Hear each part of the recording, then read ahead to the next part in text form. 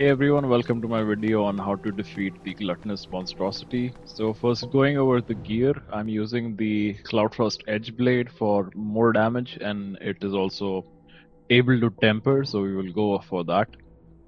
For the armor, I will take something anti-corruption because her jet spray gives you corruption instantly, so I'm mainly using the delicate armor. And then also the divine ward as the spell for damage reduction. And for damage, you can use pretty much anything. It depends on how much Skybound Might you have to begin with, so that's the thing. I would recommend maxing the Skybound Might out to before you begin, but if you don't, that's also fine. So here I will first use Temper before I go into the fight, and then we'll let the cutscene play out. The most important thing is dodging around her like I did there. If you dodge away from her, the following attack will hit you, especially that beak thing that she does at the start. Yeah, like this one. And whenever you try to heal, try to stay significantly away from her because her range is pretty high. And dodging these sprays are quite important. And if you're close to her, you can get a couple hits in, which is pretty nice. And the grab attack is kind of weird. Sometimes even if you dodge it, she gets you. And then finally this lunge where if you're far away enough, it won't hit you. But mainly you try to stay around her because at the beginning our stamina is pretty low, so we want to make sure we hit her, but we also have enough to dodge away if we need to.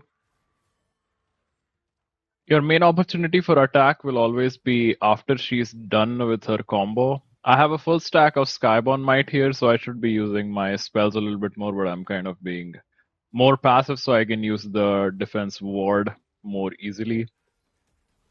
But yeah, especially when she jumps like that or when there is a lunging attack, that's when you go for the attack.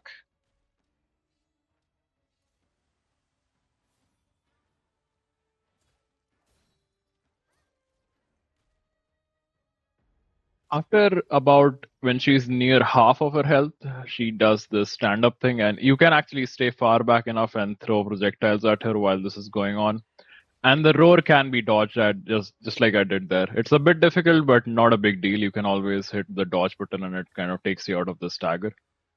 And this spray is also easy to dodge, but the main thing is when she puts her beak back into the ground, you saw it did like a significant amount of damage. But this is also a good time to hit her a little bit because she's just standing stationary there. And if you hit her enough, that should build up the posture, which should give us some more damage in. But try not to use your heavy attacks too much because they tend to miss, especially with the longsword, and she just moves around so much, it's just not taking a risk on the heavy attacks unless she's really just standing stationary there. The grab attacks are definitely one thing to watch out for. That's what got me most of the times in this fight. So yeah, like I said, dodge around her like I'm doing here. Also keep additional healing items on hand. And this is the spray we need to watch out for. That's why we have the anti-corruption armor. That prevents that particular attack from building up corruption right away. And if corruption is built up and you're not able to take the anti-corruption medicine, it's going to cause issues. So just have the anti-corruption armor. I honestly got lucky that I'm like 1 HP. Again, try to stay away from her if you're low, otherwise you won't be able to heal. But being able to dodge around her is the main thing. And I do recommend looking at my other video where you max out your Skybound Might at the very beginning. But this was fairly easy compared to some of the other bosses once you get how to dodge her.